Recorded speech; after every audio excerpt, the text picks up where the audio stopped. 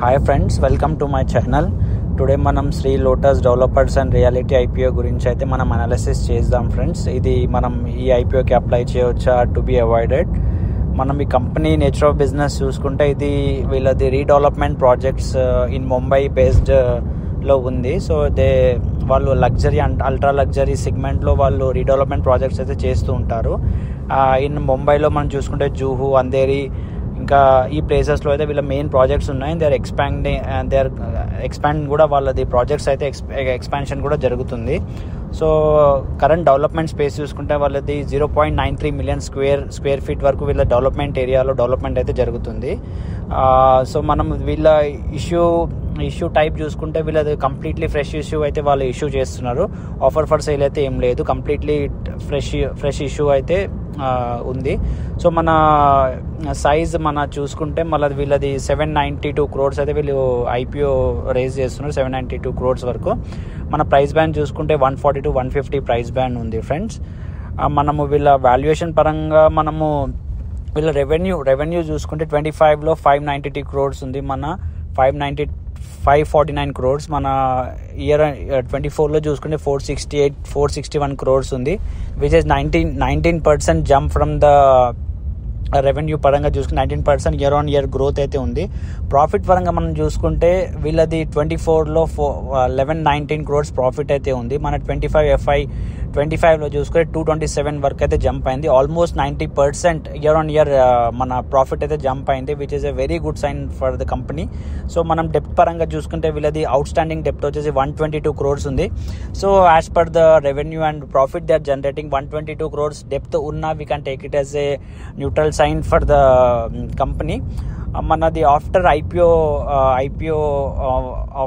Establish అయ్యాక వీళ్ళది market cap వచ్చేసి అరౌండ్ 7,330 crores వరకు అయితే వీళ్ళ మార్కెట్ క్యాప్ గ్రోత్ పరంగా వీళ్ళది మార్కెట్ క్యాప్ అయితే అవుతుంది. మనం పీ రేషియో చూసుకుంటే 30 to 32 వరకు అయితే పీ రేషియో అయితే కమింగ్ అప్. మన పీర్ కాంపిటీటర్స్ చూసుకుంటే ఇట్ ఈస్ కొంచెం స్లైట్లీ హై బ్యాండ్లో ఉన్న still okay kind of thing as compare to peer కంపెనీస్తో మనం కంపేర్ చేసుకుంటే. ఎబిటా మార్జిన్ చూసుకుంటే 24 to 25 ఎబిటా మార్జిన్ ఉంది. So which is a very good sign. మనము ఇప్పుడు మనం యాంకర్ ఇన్వెస్టర్స్ చూసుకుంటే anchor investors they have invested around 237 crores friends.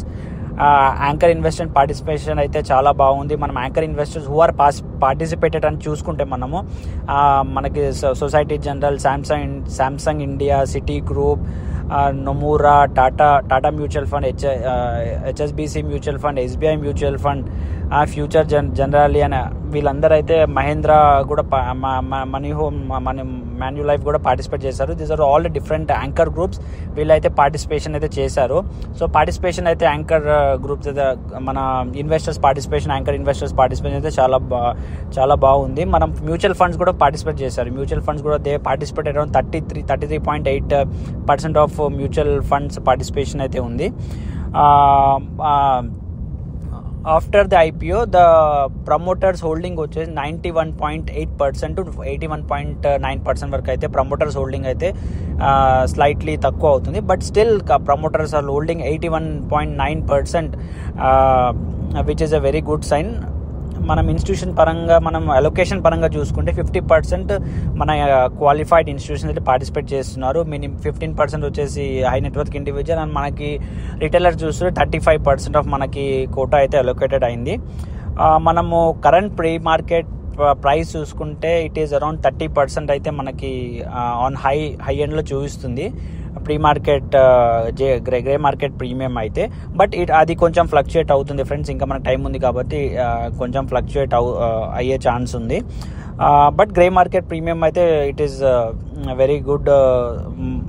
కొంచెం హై డిమాండ్లోనే అయితే మనకి ఫ్లక్చుయేట్ అవుతుంది.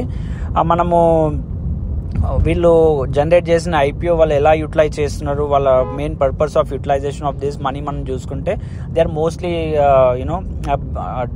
యూటిలైజింగ్ దిస్ మనీ ఇన్ వాళ్ళ సబ్సిడరీ కంపెనీస్లో. సబ్సిడరీ కంపెనీస్ మనకి ఏమున్నాయని చూసుకుంటే అమల్ఫీ అని ఒకటి ఉంది, ఆర్కాడియన్, వారుణ్, వీళ్ళ అప్కమింగ్ ప్రాజెక్ట్స్లో వీళ్ళు ఐపీఓ జనరేట్ చేసి they want to invest this money. మిగతా మనీ మనం చూసుకుంటే జనరల్ కార్పొరేట్ పర్పస్కి క్యాష్ ఫ్లో అండ్ వర్కింగ్ క్యాపిటల్కి వాళ్ళు యూటిలైజ్ చేస్తారు. మనము ఇంకా మనకి నెక్స్ట్ చూసుకుంటే వీళ్ళ రిస్క్ పరంగా చూస్తుంటే they are very regional specific development projects ఉంది ఫ్రెండ్స్ వీళ్ళ project. So Mumbai based, mainly Mumbai, they are only focusing on the projects in Mumbai. So for the మనము లిస్టింగ్ గెయిన్ ప్రకారంగా చూసుకుంటే ఈ కంపెనీకి లిస్టింగ్ గెయిన్ ప్రకారంగా అయితే మనం అప్లై చేయవచ్చు ఫ్రెండ్స్. లాంగ్ టర్మ్కి అయితే it will be quite risky because it is more sector specific అయితే ఉంది, that's okay. But as it is mostly into regional specific business కాబట్టి మనము లాంగ్ టర్మ్కి అయితే ఇంకా చూసి మనం ఇన్వెస్ట్ చేయాలి. But for the pure listing గెయిన్కి అయితే మనము షూర్లీ అప్లై చేయవచ్చు. మనం చూసుకుంటే ఇప్పుడు మనకి 3-4 IPOs ఉన్నాయి, దాంట్లో మనకి NSDL ఉంది. సో NSDL మనము ఇఫ్ NSDLలో కూడా మీరు NSDL IPO కూడా పార్టిసిపేట్ చేసి దీనిలో కూడా పార్టిసిపేట్ చేయాలి అనుకుంటే వెల్ అండ్ ఫైన్. మీరు ఏదైనా ఒకటి IPOకి అప్లై చేయాలి అలా ఉంటే మీరు NSDLకి అప్లై చేస్తే అది it has a very high demand and subscription ఎక్కువ ఉంటుంది కాబట్టి మనకి అలొకేట్ అయ్యే మీకు ఛాన్స్ కొంచెం తక్కువ ఉంటుంది. రాదర్ మీరు ఈ IPOకి అప్లై చేస్తే మాత్రం కొంచెం కంపేర్ టు NSDL వచ్చే ఛాన్సెస్ ఎక్కువ ఉంటుంది. దీని కూడా డిమాండ్ అనేది మనకి రిటైల్ సబ్స్క్రిప్షన్ అయితే చాలా బాగుంది, బట్ స్టిల్ కంపారిటివ్లీ మనకి వచ్చే ఛాన్స్ ఎక్కువ ఉంటుంది. సో మీరు రెండింటికి అప్లై చేస్తే well and fine. But if you have only one choice to apply, నా ఒపీనియన్ ప్రకారంగా అయితే దీనికి అప్లై చేయడం బెటర్. బికాజ్ కంపెనీ పరంగా మనం చూసుకుంటే సో వీ హ్యావ్ గుడ్, చాలా బాగుంది, నో ఇష్యూ. లైక్ మేజర్లీ మనం ఏం నెగటివ్ సైన్స్ అయితే మనకు కనిపించట్లేదు కంపెనీ పరంగా. లిస్టింగ్ కనుకైతే మనం డెఫినెట్లీ అప్లై చేయొచ్చు ఫ్రెండ్స్.